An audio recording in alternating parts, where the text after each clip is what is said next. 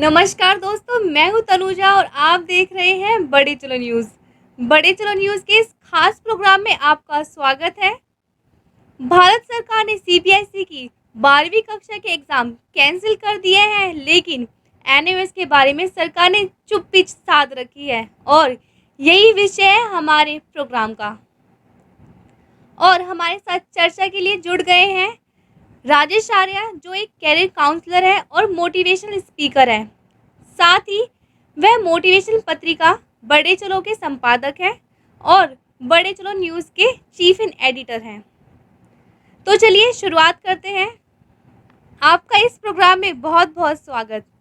तो चलिए लेते हैं आपसे पहला प्रश्न। जी बिल्कुल। भारत सरकार के सीबीएसई की 12वीं परीक्षा को रद्द करने के लेकर आपकी राय क्या है? अ, भारत सरकार ने एक अच्छा डिसीजन लिया है और वो बच्चों को पसंद भी आ रहा है। पेंडेमिक का समय है और ऐसे में बच्चों को लग रहा था कि हमारी सेहत के साथ कहीं खिलवाड़ ना हो जाए। तो सेहत के नज़रिए से देखें तो भारत सरकार ने एक अच्छा डिसीजन लिया है और बच्चों की सेहत के साथ कोई खिलवाड़ करने की कोशिश नहीं की है, क्योंकि अभी वैक्सीन नहीं लगी है और बच्चे भी पूरी तरीके से तैयार नहीं हैं। उनके मन में एक खौफ है, डर है एग्ज़ाम में जाने का। लेकिन अगर इसको शिक्षा की नज़र से देखा जाए तो ये एक परेशानी का सबब बन सकता है, क्योंकि बच्चों को एक पैटर्न फॉलो करना चाहिए शिक्षा में सफल और जीवन में आगे बढ़ने के लिए। और उस पैटर्न में सबसे पहले है स्टडी, दूसरे नंबर पे आता है लर्निंग, और तीसरे नंबर पे आता है प्रैक्टिकल, और चौथे नंबर पे आता है एग्जामिनेशंस। जो विद्यार्थी, जो स्टूडेंट इस पैटर्न को फॉलो करते हैं वो डेफिनेटली आगे के कंपटीशन एग्ज़ाम, बिजनेस और अपने भविष्य में सफल ज़रूर होते हैं। लेकिन जो कि समस्या है, ऐसे में ये बच्चे इस पैटर्न को फॉलो नहीं कर पा रहे। तो या तो बच्चे समझ लें, जो कि सरकार ने आपको ये सोच के ये डिसीजन लिया है कि जान महत्वपूर्ण है, शिक्षा बाद में देखी जाएगी। लेकिन इस बात को बच्चों को समझना पड़ेगा कि क्योंकि सफल आपको होना है, सरकार अभी आगे से इस सीन में से हट जाएगी, क्योंकि नौकरी लगनी है वो आपको अपने बिहाफ़ पे देखनी है, सक्सेस होना है वो आपको अपने बिहाफ़ पे देखना है। तो यहाँ पर महत्वपूर्ण ये है कि अगर आपको इस तरह का रिजल्ट मिल भी जाता है जिसमें आपको पढ़ना नहीं पड़ा, लिखना नहीं पड़ा, प्रैक्टिकल नहीं करना पड़ा और एग्ज़ाम भी नहीं देने पड़े, इसका मतलब है एक पेपर आपके हाथ में आने वाला है, वो रिजल्ट का हो सकता है, जिसे आप रिजल्ट कह सकते हैं, मार्कशीट कह सकते हैं। तो मेरे विचार से वो सिर्फ़ एक रिजल्ट या मार्कशीट बन के ना रह जाए, इसलिए आपको पढ़ना या आपकी तैयारी करना ज़रूरी है। अगर आपको गवर्नमेंट एग्ज़ाम के लिए बैठा नहीं रही है तो आपको इस तरह के एग्ज़ाम्स घर पर सॉल्व करने चाहिए, पढ़ाई करनी चाहिए, तभी इसकी वैल्यू है। अर्थात सरकार ने एक डिसीजन ले लिया है आपकी सेहत को देखते हुए, जो शिक्षा के नज़रिए से ठीक नहीं है और सेहत और विद्यार्थियों के नज़रिए से हो सकता है सही हो। जी मैम।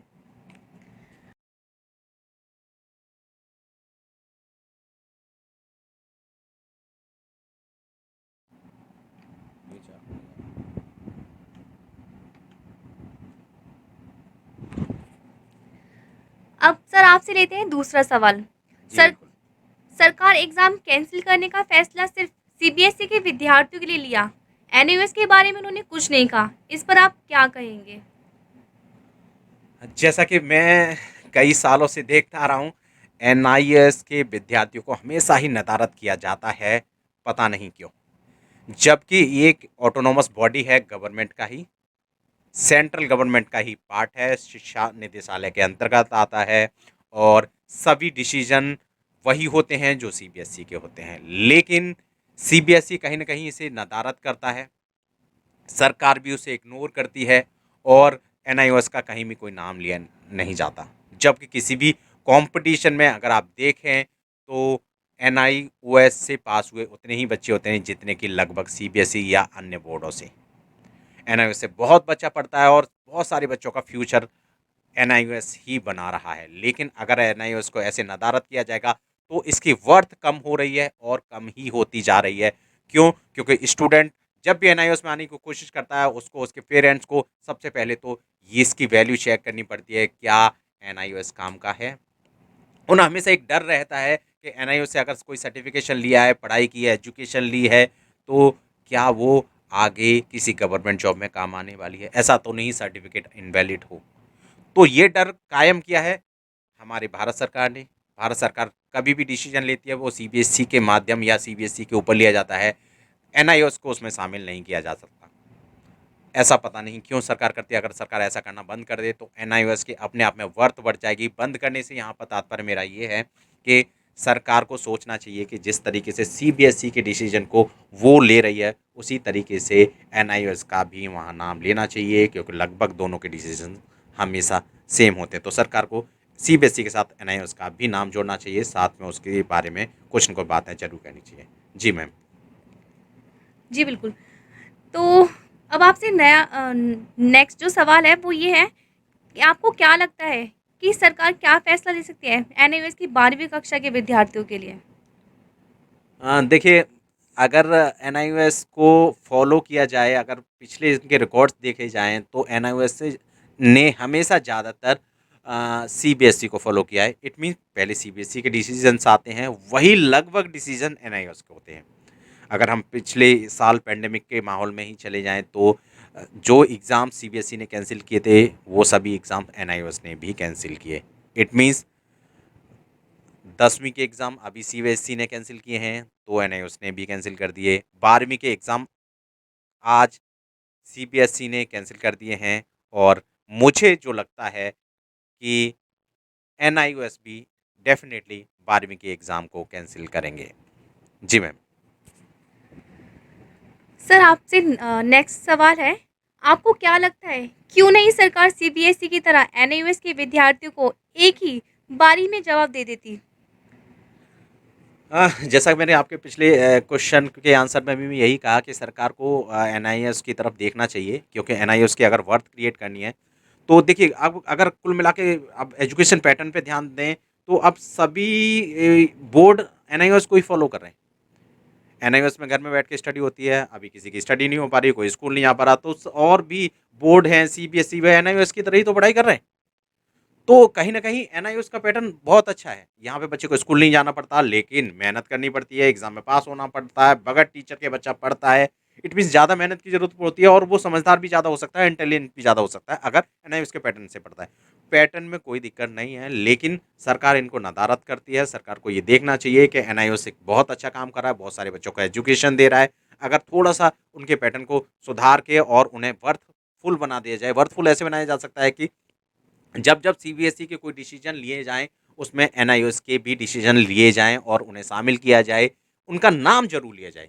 अभी तक कभी भी प्रधानमंत्री जी के मुँह से या शिक्षा मंत्रालय के मुँह से आपने एनआईओएस का नाम नहीं सुना होगा, जो कि बिल्कुल भी गलत है, क्योंकि एनआईओएस अपने आप में बहुत अच्छा काम कर रहा है। मैं एनआईओएस के पक्ष में हूँ, और मैं चाहूँगा कि अगर आपके इस वीडियो के माध्यम से सरकार इस बात को सुनती है, तो वो इस पर ज़रूर अपना नज़र डाले कि एनआईओएस को भी हमें तवज्जुह देना चाहिए, तभी लोग इसमें जुड़ेंगे, तभी स्टूडेंट इस पे बिलीव करेंगे, तभी पेरेंट्स को लगेगा ये सही है। आज भी मेरा जब पब्लिक नज़रिया में से देखता हूँ, तो लोग अभी भी मुझसे 4 में से 1 व्यक्ति ज़रूर पूछता है, क्या सर इसका सर्टिफ़िकेशन चलेगा? सर इसका वैल्यू है? कुछ लोग मुझसे ये भी कुछ इस तरह के क्वेश्चन करते हैं, मेरी करियर काउंसलिंग के अंदर आते हैं कि सर एनआईओएस से करने के क्या फ़ायदे हैं? सीबीएसई की वैल्यू ज़्यादा होती है, हमारा ये कह रहा था, हमारा वो कह रहा था।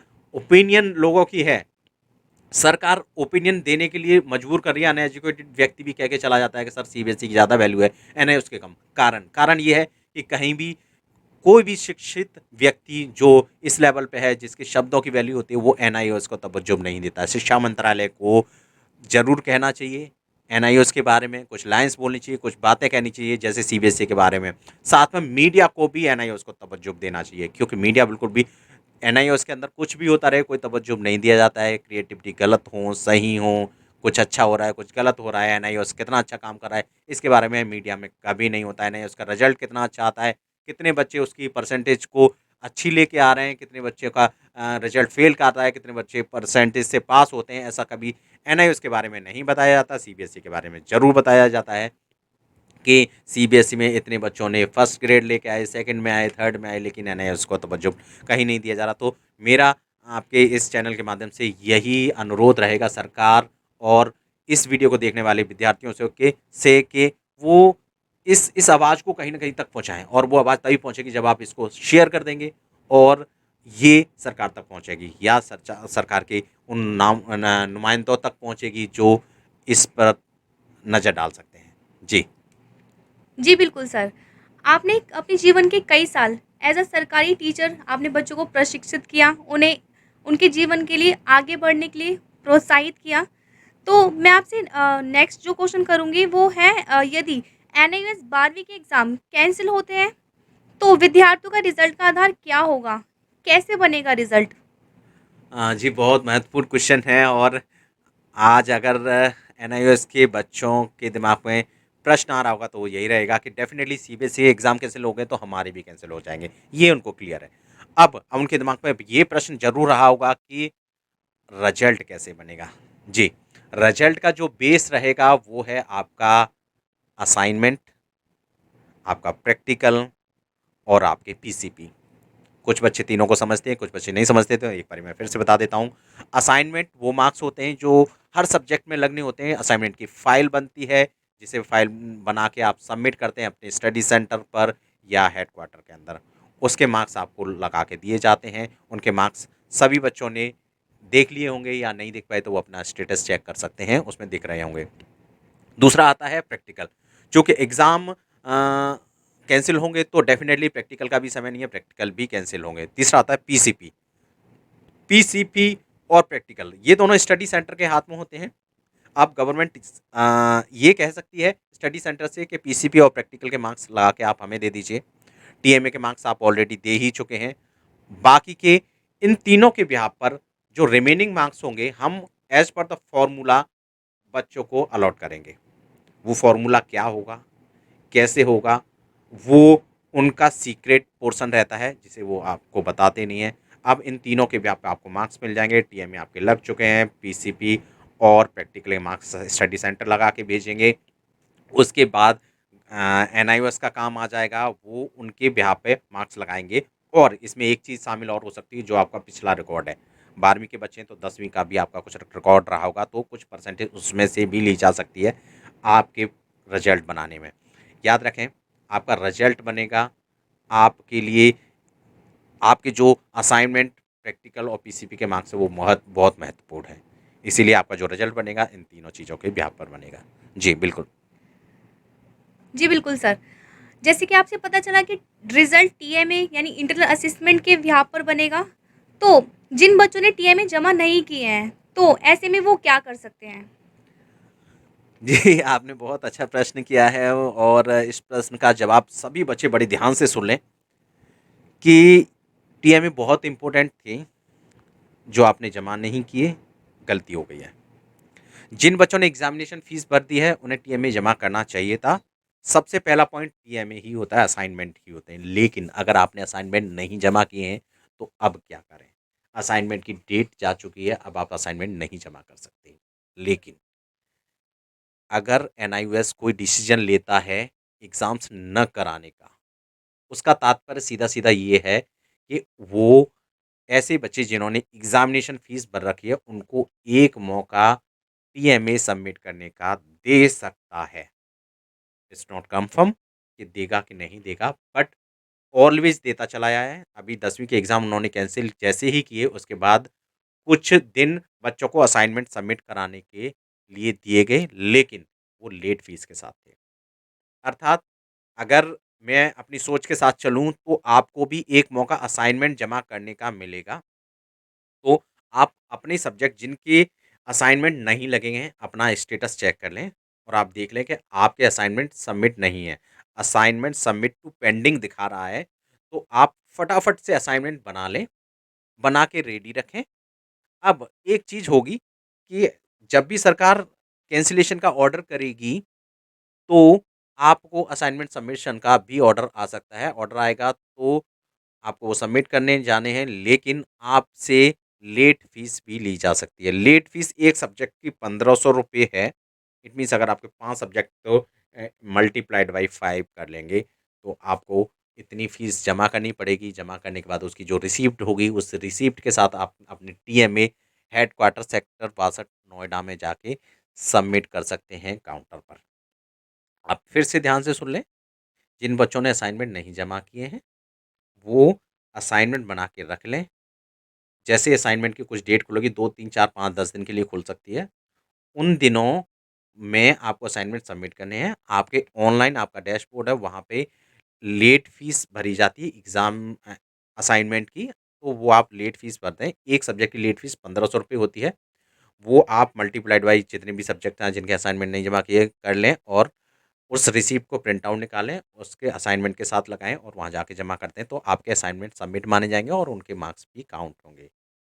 अब मैं गुज़ारिश करूँगा सरकार से और मैं गुज़ारिश करूँगा मेरे विद्यार्थियों से, जो आपके इस प्रोग्राम को देख रहे हैं, कि इस वीडियो को शेयर करें और अपने कमेंट के साथ कमेंट में रिक्वेस्ट करें सरकार से कि पीएमए के लिए दोबारा से ओपन किया जाए।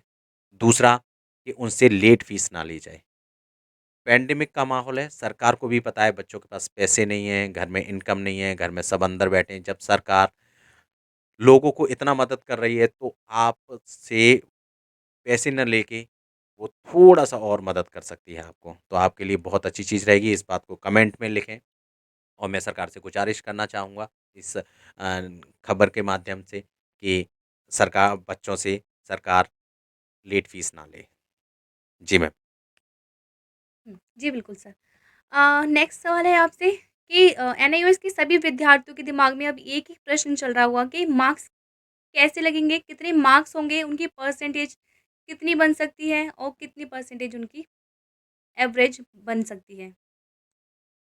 वाजिब प्रश्न है और जी, बच्चों की आपने ने नब्ज़ पकड़ रखा है। बिल्कुल बच्चे यही सोच रहे होंगे कि उनकी परसेंटेज कितनी आने वाली है। अगर एग्ज़ाम नहीं होते, चूँकि ये 12वीं क्लास के बच्चों की बात हो रही है, परसेंटेज बहुत महत्वपूर्ण है। तो सभी बच्चे परसेंटेज को लेके ज़रूर सोच रहे होंगे कि अगर उनकी अच्छी परसेंटेज नहीं आई, तो उनका कॉलेज में एडमिशन कैसे होगा, वो अच्छी क्लासेस कैसे कर पाएँगे, उन्हें वो स्ट्रीम मिलेगा, नहीं मिलेगा, जिसके लिए वो जाना चाहते हैं। तो बहुत महत्वपूर्ण विषय है और आपके लिए एक निराशा की बात ये है कि इसमें आपकी परसेंटेज गवर्नमेंट के जो फ़ॉर्मूले हैं उसके अकॉर्डिंग अच्छी नहीं बनती आई है और शायद इस बार भी नहीं बनेगी। चाहे आपके असाइनमेंट मार्क्स फुल में से फुल क्यों ना हो, फिर भी आपकी परसेंटेज ज़्यादा अच्छी नहीं बनती, आई है पिछली बारी भी, तो मुझे नहीं लगता कि इस बार भी अच्छी परसेंटेज बनेगी। तो आप इसके लिए अपनी तैयारी रखें। अगर आप पढ़ के रखेंगी, तो आप अपने असाइनमेंट, अपने जो प्रैक्टिकल या थ्योरी एग्ज़ाम्स हैं, उनको वापस दे सकते हैं। आपके थ्योरी एग्ज़ाम में आप वापस सेटिंग कर सकते हैं, तभी आपकी बात बनेगी। अदरवाइज़ परसेंटेज के माहौल में परसेंटेज की तरफ आप सोचते हैं, तो डेफ़िनेटली आपको कहीं न कहीं दिक्कत होने वाला है, आप निराश होने वाले हैं कि आपकी इसमें परसेंटेज नहीं अच्छी आती है। अगर आप ये सोचते हैं कि कितने पर आप पास होंगे, तो आप ध्यान रखें, अपने असाइनमेंट को चेक करें। आप असाइनमेंट में देखते हैं कि अगर आप असाइनमेंट में 50% से मार्क्स कम हैं, तो आपके पास होने के भी चांसेस नहीं है, इतना याद रखिएगा। 50% से मतलब है कि जो असाइनमेंट 20 नंबर का है, अगर आपके मार्क्स उसमें 10 हैं या 10 से कम हैं, तो इसका मतलब आप पक्का आपके मार्क्स खराब आने वाले हैं और आप फेल भी हो सकते हैं। और जिनमें 12 प्लस मार्क्स हैं 20 में से, उनके पास होने के चांसेस हैं। जिनके 20 में से 20 नंबर हैं, उनके ठीक-ठाक परसेंटेज आने के चांसेस हैं, बहुत अच्छी परसेंटेज नहीं बन पाएगी। तो जो बच्चे परसेंटेज को लेके सिंसियर हैं या सोच रहे हैं, वो अपनी तैयारी कर लें और पढ़ते रहें। जी। तो सर आपसे पता चला कि एनआईओएस की परसेंटेज ज़्यादा अच्छी नहीं आने वाली है, तो ऐसे में जो बच्चे एग्ज़ाम अटेंड करना चाहते थे, उनके लिए क्या प्रावधान है? जैसा मैंने अभी भी कहा कि तैयारी करके रखिए। गवर्नमेंट हमेशा आपके लिए सोचती है, ऐसे ही एनआईओएस ने भी आपके लिए भी अच्छी चीज़ें सोच रखी हैं कि अगर एग्ज़ामिनेशन कैंसल होता है और जो विद्यार्थी एग्ज़ाम को अटेम्प्ट करना चाह रहे थे, चाहे रीज़न उसका कुछ भी हो, आप परसेंटेज के लिए आप अटेम्प्ट करना चाह रहे हैं या आपको लगता है कि नहीं मैं पढ़ के देना चाहता हूँ, मैं अपनी क्वालिटी को मेंटेन करना चाहता हूँ, तो आपके लिए एक कंसेंट साइन करने का ऑप्शन रहेगा। कंसेंट साइन आप तब कर पाएँगे जब आपका रिजल्ट बनेगा। इट मीन्स आप रिजल्ट से नहीं बच सकते। अगर आपने एग्ज़ामिनेशन फॉर्म भरा है, टीएम में सबमिट कराए हैं या नहीं कराए हैं, आपका रिजल्ट ज़रूर बनेगा, चाहे फेल का हो या पास का हो। आपका रिजल्ट बन जाएगा। रिजल्ट से अगर आप सैटिस्फाई नहीं होते तो रिजल्ट के साथ में एक और ऑप्शन आएगा कंसेंट साइन करने का। कंसेंट से मतलब ये है कि आपको रिजल्ट पसंद नहीं आया है, आप रिजल्ट से सैटिस्फाई नहीं हैं, इसीलिए आप थ्योरी एग्ज़ाम में सिटिंग करना चाह रहे हैं, थ्योरी एग्ज़ाम वापस देना चाह रहे हैं। उसके लिए सरकार जैसे ही पैंडेमिक का माहौल ख़त्म होगा, आपके लिए व्यवस्था करेगी आपके एग्ज़ाम दिलाने का। हो सकता है आपके एग्ज़ाम आपके स्टडी सेंटर पे हो सकता है आपका एग्ज़ामिनेशन सेंटर बना दिया जाए या आपको हेडक्वार्टर में बुला के एग्ज़ाम कराए, लेकिन आपका आपके अकॉर्डिंग एग्ज़ाम ज़रूर होगा, जिसके भी आपका आपका फिर से रिजल्ट आएगा। बट इसमें कंडीशन ये है कि जैसा कि माहौल चल रहा है उसमें पता सरकार को भी नहीं है कि आपके एग्ज़ाम कम कराए जाएँगे, तो लेट ज़रूर हो सकता है, लेकिन होगा ज़रूर। कंसेंट साइन कराया जाएगा, रिजल्ट के बाद आएगा और रिजल्ट ज़रूर आएगा। जी। तो ये उन बच्चों के लिए एक अच्छी न्यूज़ है जो एग्ज़ाम के लिए सिंसियर है, जो चाहते हैं कि उनका जैसे कि 10th-12th ही बोर्ड आगे की फ्यूचर के लिए डिपेंड एक बेस होता है। आगे का उनको कौन-सी स्ट्रीम चाहिए, किस अच्छे कॉलेज में उनको एडमिशन चाहिए, तो ये सब उनकी 12th की परसेंटेज पे ही डिपेंड करती है। तो जिन बच्चों ने अगर तैयारी कर रखी है और वो एग्ज़ाम देना चाहते हैं तो उनके लिए गुड न्यूज़ है। आप अपने एग्ज़ाम की तैयारी करते रहें और आपको एग्ज़ाम देने का मौका मिलेगा। तो सर आपसे नेक्स्ट जो क्वेश्चन है, हुँ। यदि एग्ज़ाम नहीं होते हैं तो रिज़ल्ट कब तक आ जाएगा? अ, देखिए अब एग्ज़ाम नहीं होंगे तो इसका मतलब ये है कि सरकार को कॉपियाँ भी नहीं चेक करनी पड़ेंगी। इट मीन्स ज़्यादा समय नहीं लगने वाला। चूँकि ये जो एग्ज़ाम का फ़ॉलो-अप रहेगा वो कंप्यूटराइज़्ड रहेगा। अगर आपके एग्ज़ाम नहीं होते, आपके ऑलरेडी मार्क्स लग चुके हैं, आपके पीसीपी प्रैक्टिकल के मार्क्स माँग लिए जाएँगे, वो भी मार्क्स आ जाएँगे। फिर आपकी मार्कशीट पे एक फ़ॉर्मूला लगना है, उस फ़ॉर्मूले के थ्रू आपके मार्क्स जनरेट हो जाएँगे बाय डिफ़ॉल्ट, उसके लिए किसी पर्टिकुलर व्यक्ति की ज़रूरत नहीं होती। इट मीन्स रिज़ल्ट बनने में ज़्यादा समय नहीं लगेगा। तो अगर कैंसलेशन 2, 4, 5 दिन के अंदर भी आ जाता है, उसके बाद टीएमए सबमिशन करने का आपको समय मिलता है 10, 12, 15 दिन का, और अगर ये सारी प्रक्रिया 15 जून से पहले पूरी हो जाती है, तो भी आपका जून के लास्ट वीक या जुलाई के फर्स्ट वीक में रिजल्ट आ जाना चाहिए। तो उम्मीद करता हूँ कि जून के लास्ट वीक या जुलाई के फर्स्ट वीक में रिजल्ट आ जाएगा। याद रखिए, मैं इसका कोई पार्ट नहीं हूँ या कोई भी यूट्यूबर या इस तरह के कोई भी लोग आपसे कह के चले जाएँ। आपको खुद अंडरस्टैंडिंग करनी है कि कितना समय लग सकता है, क्योंकि आप ऑलरेडी लेट हैं। जून में मोस्ट प्रोबेबली बच्चों का रिजल्ट आ जाता है। अब 1 महीना लेट हो गए तो सरकार की भी कोशिश रहेगी कि आपको उस लेट के प्रोसेस से बचाया जाए। तो जून के अंत तक या जुलाई के फर्स्ट वीक तक मुझे लगता है रिजल्ट आ जाना चाहिए। जी। सर आपसे मेरा लास्ट सवाल कि स्टूडेंट्स के दिमाग में प्रमोट शब्द चल रहा है कि सरकार उन्हें प्रमोट कर देगी, इससे स्टूडेंट्स क्या समझें? देखिए ये प्रमोट वर्ड मेरे को भी बहुत सुनने में आ रहा है। कई क्वेश्चंस मेरे को आते हैं, कमेंट आते हैं, मेरी कैरियर काउंसलिंग के अंदर बच्चे बैठ रहे होते हैं या मेरे को व्हाट्सअप भी कॉल करके पूछ रहे होते हैं कि सर क्या हम प्रमोट हो जाएंगे। देखिए ये प्रमोट एक नेगेटिव वर्ड है और सरकार ने कभी भी इस्तेमाल नहीं किया, ना ही वो इसने इस्तेमाल किया है। ना ही सरकार ने फेल वर्ड इस्तेमाल किया है, ना ही सरकार ने पास वर्ड इस्तेमाल किया है। याद रखें, 3 वर्ड नहीं है, फेल, पास या प्रमोट। किसी भी बोर्ड ने ये ज़रूर कहा है कि हम आपके इंटरनल असेसमेंट जो आपने अभी तक पढ़ा है, जो आपने एग्ज़ाम या जो भी आपने असाइनमेंट वगैरह सबमिशन किए हैं, एज़ पर बोर्ड आपको उनके ब्याह पर मार्क्स दिए जाएँगे, प्रमोट नहीं किया जाएगा। बोर्डिंग सिस्टम है, 10वीं और 12वीं बोर्डिंग सिस्टम। बोर्डिंग सिस्टम में प्रमोट का कोई इस्तेमाल नहीं हो सकता, पास वर्ड का कोई इस्तेमाल नहीं हो सकता, फेल वर्ड का कोई इस्तेमाल नहीं हो सकता। क्यों? क्योंकि इस पर आपका पूरा जीवन निर्भर करता है। तो सरकार अपनी तरफ से ना ही आपको प्रमोट कर सकती है, ना फेल कर सकती है, ना पास कर सकती है, ना ही सरकार को ऐसा करना चाहिए, ना ही आपके बोर्ड को ऐसा करना चाहिए। तो प्रमोट वर्ड से बचें। प्रमोट वर्ड कहीं भी इस्तेमाल नहीं हुआ, किसी भी नोटिस में, किसी भी जगह पर।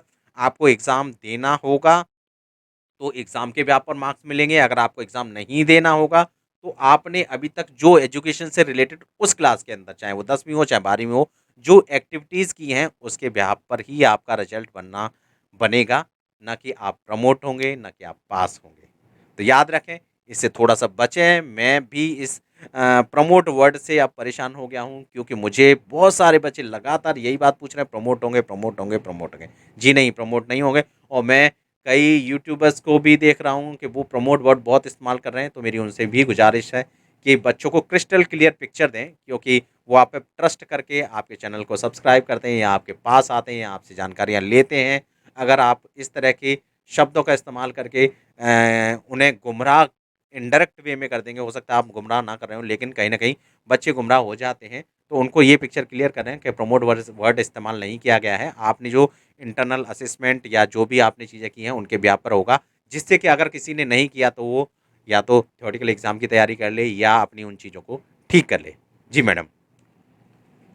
जी sir, thank you so much. आपने हमारे दर्शकों को मार्गदर्शन किया जी, और उनके मोस्टली ज़्यादातर जो डाउट्स हैं, हमारे पास जो सवाल आ रहे थे, आपने उनका सही तरीके से जवाब दिया और उम्मीद करती हूँ कि सारे स्टूडेंट्स जो भी एनआईओएस से के जो विद्यार्थी हैं, उनके सारे प्रश्नों के जवाब यहाँ मिल चुके होंगे और इसके अलावा भी अगर आपके पास कोई भी सवाल है, कोई डाउट है, तो आप हमें कमेंट कर सकते हैं। बिल्कुल।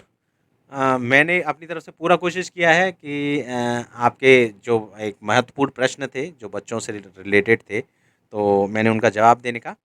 और जैसा कि प्रश्न आपके कुछ इस तरह से थे कि बच्चों के लिए महत्वपूर्ण तो हैं ही, साथ में सरकार के लिए भी इन प्रश्नों से मैसेज आता है। तो मेरे आपके चैनल के माध्यम से ये गुज़ारिश करूँगा कि बच्चे इस वीडियो को ज़्यादा से ज़्यादा शेयर करें, जिससे कि सरकार तक पहुँचे, और अपने कमेंट्स के साथ कमेंट में लिखें कि उन्हें असाइनमेंट डालने का मौका मिलना चाहिए, सरकार को एनआईओएस को भी प्रमोट करना चाहिए, जैसे सीबीएसई को प्रमोट करती है, जिससे कि आपके एनआईओएस की वर्थ बढ़े, आपकी मार्कशीट की वैल्यू बढ़े, आपकी वैल्यू बढ़े।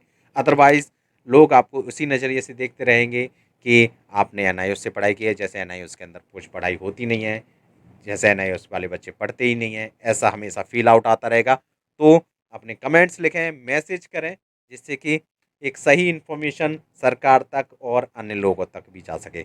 इसी के साथ मैं तो यही चाहूँगा कि सारे बच्चे पास हों और आपके इस वीडियो के बाद सारे बच्चों को सही इन्फॉर्मेशन मिल जाए। धन्यवाद मैम, नमस्कार।